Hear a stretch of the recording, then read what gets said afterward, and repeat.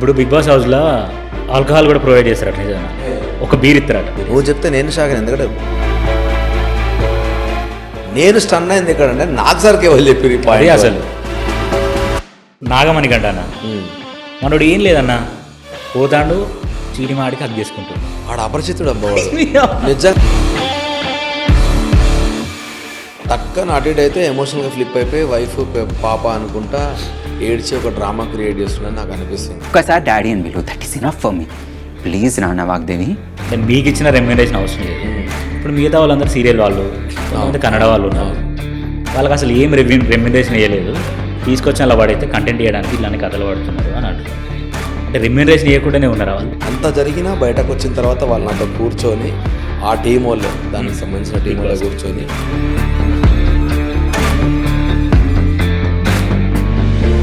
Hi hello నమస్తే, welcome to social post entertainment.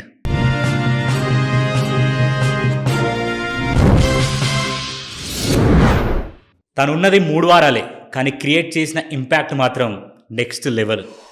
అచ్చమైన తెలుగుడిగా వెళ్ళాడు, స్వచ్ఛమైన మనసుతో ఉన్నాడు. కానీ బయటకు వచ్చేటప్పుడే ఎందుకో ఒక చిన్న మచ్చేసుకొని బయటకు వచ్చినట్టు అనిపించింది. తను ఎవరో కాదు, అభయ్ నవీన్ అన్న. సినిమాల ద్వారా మనకు పరిచయం అయ్యాడు, ఇప్పుడు బిగ్ బాస్ ద్వారా మనకి ఇంకా దగ్గర అయ్యాడు. అన్న ఈరోజు మనతో స్టూడియోలో ఉన్నాడు. అన్నని ఫస్ట్ వెల్కమ్ చేద్దాం. హాయ్ అన్న. హాయ్. అంటే మీకు ఇచ్చిన రెమ్యునరేషన్ అవసరం లేదు. అంటే ఓవరాల్గా చూసుకుంటే మీకు ఇక్కడ తెలుగు మన 2 రాష్ట్రాలలో మీకు ఫేమ్ ఉంది. మీతో పాటు విష్ణుప్రియ కొంచెం ఉంది. మిగతా ఇంకా ఆదిత్యవన్ అంటే కొంచెం పాత సినిమాలలో కూడా ఉన్నాడు కాబట్టి అన్న కూడా కొంచెం ఫేమ్ ఉంది. ఇప్పుడు ఈ విధంగా చూసుకుంటే ఇప్పుడు మిగతా వాళ్ళందరూ సీరియల్ వాళ్ళు, కొంతమంది కన్నడ వాళ్ళు ఉన్నారు, వాళ్ళకి అసలు ఏం రెమ్యునరేషన్ వేయలేదు. తీసుకొచ్చి అలా వాడైతే కంటెంట్ చేయడానికి ఇలానే కథలు పడుతున్నారు అని అంటున్నారు. అంటే రెమ్యునరేషన్ ఇవ్వకుండానే ఉన్నారా వాళ్ళు? లేదు, ఇంపాసిబుల్. అంటే whatever the reason, big బాస్లో ఉన్న ఒక మంచి థింగ్ ఏంది అని అంటే ప్రాపర్ రెమ్యునరేషన్. ప్రాపర్ ఏంటంటే మన దీన్ని ఏమంటారు, చాలా మంచి హాస్పిటాలిటీ ఉంటుంది. హాస్పిటాలిటీ చాలా బాగుంటుంది అండ్ కేర్ మంచిగా ఉంటుంది. పేమెంట్ విషయంలో అన్నీ చాలా పర్ఫెక్ట్ ఉంటారు వాళ్ళు. అంతెందుకు ఇప్పుడు నేను బిగ్ బాస్ని తిట్టొచ్చినా ఇంత మాట్లాడుతుర్రా, అంత జరిగినా బయటకు వచ్చిన తర్వాత వాళ్ళు నాతో కూర్చొని ఆ టీం వాళ్ళే, దానికి సంబంధించిన టీం వాళ్ళే కూర్చొని ఎక్స్పెక్టే చేయలే నువ్వు బయటకు వస్తావని, సంభవం ఏదో జరిగింది, ఏమైంది అని అడిగితే నేను చెప్పిన ఇగో ఇవన్నీ జరిగినాయి నాకు దానివల్ల. అంటే బ్యాడ్ టైం అబ్బా, అన్ఫార్చునేట్లీ నువ్వు మాట్లాడుతున్నప్పుడు నీ తప్ప ఇంకో కంటెంట్ కూడా అక్కడ చూపించడానికి కూడా ఏం లేదు. ఎందుకంటే నువ్వు ఒక్కడవే మాట్లాడుతున్నావు, మిగతా ఎవరు మాట్లాడతలేదు, వేరే కంటెంట్ చూపించే ఆప్షన్ కూడా మాకు లేదు. సో నీదే ఎక్కువ వెళ్ళిపోయింది జనాల్లోకి ఒకటి. రెండోది, నీకు జరిగిన బ్యాడ్ ఏంటంటే ఒకటే వీక్లో నీకు అన్నీ జరిగినాయి. ఒకటే వీక్లో నీకు జరిగినాయి, ఏదో దరిద్రం నెత్తి మీద పడ్డట్టు. సో అదొక్కటి వెరీ అన్ఫార్చునేట్. దానికి ఎవడేం చేయలే. అంటే నేను కూడా నాకేం రిగ్రెట్స్ లేవు. బట్ నేను చెప్పినా కదా, నేను చెప్పిన వర్డ్స్కి నేను సారీ చెప్పినా అయిపోయింది. ఈ 3 వీక్స్ నేను ఉన్నదే 3 వీక్స్ అయినా కూడా నా కోసం 11 మంది ఏడ్చిరు, 11 మంది నేను కావాలన్నారు. ఆ ఒక్క లవ్తో నేను బయటకు వస్తున్నా. I'm very happy. నాకు ఏ రిగ్రెట్స్ లేవు. ఐఎమ్ వెరీ హ్యాపీ అని మన వాళ్ళు నాకు చేసుకున్నా. అంటే ఇప్పుడు వాళ్ళు అంత కోపంగా నన్ను పంపించాలనుకుంటారు అయితే నాతో అయితే మళ్ళీ వచ్చి అయితే మాట్లాడారు. సో వెరీ ప్రొఫెషనల్ వాళ్ళు. గేమే, మళ్ళీ పర్సనల్ లైఫ్ నీట్గా తీసుకెళ్ళిర్రు, హోటల్లో దింపిర్రు, మంచి ఫుడ్ పెట్టిర్రు, హ్యాపీగా మళ్ళీ ఇంటికి పంపించారు బిగ్ బాస్ టీమ్. సో ప్రతి ఒక్కడికి పేమెంట్ ఉంటుంది. అది ఎంత నా తెలియదు, ఒకటికి ఎక్కువ ఒకటి తక్కువ, కానీ పేమెంట్ విషయంలో ఒక్క డే కూడా డిలే చేయరు. ఇప్పుడు బిగ్ బాస్ హౌస్లో రేర్గా ఆల్కహాల్ కూడా ప్రొవైడ్ చేస్తారట నిజంగా? లేదు, ఒక బీర్ ఇస్తారట. ఓన్లీ సిగరెట్స్ మాత్రమే ప్రొవైడ్ చేస్తారు, ఆల్కహాల్ అసలు లేదు. ఓకే, ఉంటే నేనే ఏదో రోజు కనబడ్డాను గ్లాస్ పట్టుకుని సిద్దిపేట. లేదు అసలు లేదు అన్న. ఇప్పుడు సిద్దిపేట నుంచి సినిమా నుంచి బిగ్ బాస్ ఎట్లుందన్న మీ ఎక్స్పీరియన్స్? చాలా బాగుంది. అంటే నేను సిద్దిపేటలో ఉన్నన్ని రోజులు కూడా సినిమాకి వస్తాను ఎప్పుడు ఎక్స్పెక్ట్ చేయలేదు నా లైఫ్లో. ఎందుకంటే సినిమా దూరికి బాత్. ఎందుకంటే మా ఫ్యామిలీలో ఎవరు లేరు. అప్పుడెప్పుడు చాలా ఇయర్స్ బ్యాక్ మా అన్న ఏదో ఎవరినో పెట్టుకొని కొంచెం డిస్ట్రిబ్యూషన్ సైడ్ కొంచెం వెళ్ళిండు అని తెలుసు తప్ప, కానీ అది కూడా పర్టికులర్గా మనకేం ఐడియా లేదు. కానీ అంతకుమించి సినిమా సైడ్ ఎవరు లేరు.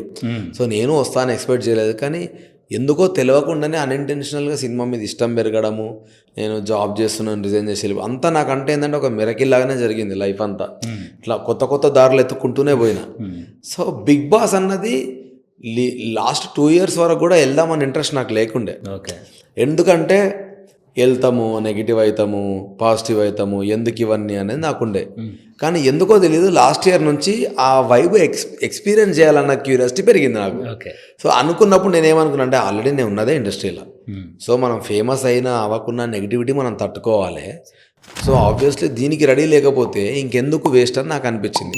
సో నేను I was eagerly waiting. Luckily last time వచ్చింది, కానీ అప్పుడు నా సినిమా రిలీజ్ ఉండే. సో నెక్స్ట్ ఇయర్ వద్దాం అనుకుంటున్నా అని చెప్పి ఆగిన తర్వాత ఇమ్మీడియట్లీ ఈ ఇయర్ రాగానే ఎక్క సెకండ్ థాట్ ఏం లేదు, డైరెక్ట్ వచ్చేసిన. నాకు కావాలి, నేను ఎక్స్పీరియన్స్ చేద్దాం అనుకున్నాను. సో నాకు హౌస్, యాంబియన్స్, నాకు ఫస్ట్ డౌట్, నేను ప్రాపర్ ఫుడ్ లేకుండా ఇదే 10 మంది జనాలతో ఒకటే రూమ్లో ఉండి ఫోన్ లేకుండా ఉండగలుగుతాను అన్నది నా డౌట్. కానీ హానెస్ట్లీ ఒక 1 వీక్ పోయినాక నాకు ఫోను అన్న ఒక ఇంటెన్షన్ మర్చిపోయినా నేను. చాలా హ్యాపీ అనిపించింది నిజంగా కూడా. ఫ్యామిలీ మిస్ అవుతున్నాను ఒక బాధ తప్ప, కానీ భలే ఉందిరా హౌస్, ఏ లొల్లి లేదు. ఎందుకంటే మేము పోయిన 4 రోజులు భయంకరమైన వర్షాలు. అవునవును, వర్షాలు. మాకేముంది, వర్షం పడితే లోపలికి వెళ్ళి సేఫ్గా పడుకోవడమే, వెరీ సేఫ్. మేము అక్కడ వేరే పని లేదు, ఏం పని లేదు. పని మాకు ఫుడ్ పరంగా కొంచెం ఇబ్బంది అంటే అదొక కైండ్ ఆఫ్ టాస్క్, కానీ మేము వెరీ సేఫ్ అక్కడ హౌస్లో. సో అది మంచిగా అనిపించింది. ఇప్పుడు నాగమణి గంటనా మనోడు ఏం లేదన్నా, పోతాడు చీటి మాడికి హక్ చేసుకుంటుండు. అవును, మళ్ళీ ఎవరన్నా నేను చూసినా కదా ఆ ఎగ్ టాస్క్ కంటే ముందు ఏదో టాస్క్లో మనోడు పోయి మూల పోయి ఎడతాడు. నువ్వు పోయి అడిగిన వెంటనే నేను అరే నాకు గెలవబోదు, నా పిల్లలు రారా అసలు ఏంది ఆడ అపరిచితుడు అబ్బవాడు నిజంగా. అంటే నాకు మనస్ఫూర్తిగా ఏమనిపిస్తుంది అంటే నాగమణి కంటే చాలా స్ట్రాటజికల్ మూవ్స్ చేస్తున్నాడు. నిజం, అది నిజం. ఎందుకంటే టక్కన అటు ఇటు అయితే ఎమోషనల్గా ఫ్లిప్ అయిపోయి వైఫ్ పాప అనుకుంటా ఏడ్చి ఒక డ్రామా క్రియేట్ చేస్తున్నాడు నాకు అనిపిస్తుంది. ఎందుకంటే నేను ఫస్ట్ వీకే అదే పాయింట్ మీద నామినేట్ చేసిన. నాకు కూడా చాలా ఇష్యూస్ ఉన్నాయి ఫినాన్షియల్గా మాట్లాడుకోవాలంటే. అవన్నీ మాట్లాడడానికి కాదుగా మన హౌస్. ఎగ్జాక్ట్లీ, నేను అదే అన్నా. అంత నామినేట్ చేసినాక కూడా మళ్ళీ నువ్వు అవే పాయింట్స్ తీసుకొస్తే ఇంకేం మారినట్టు నువ్వు. సో నాకు అది నచ్చలేదు. ఊరికే ఏడ్చి చెద్దరు కప్పుకుంటాడు, నా వైఫ్ చూస్తా అంటాడు.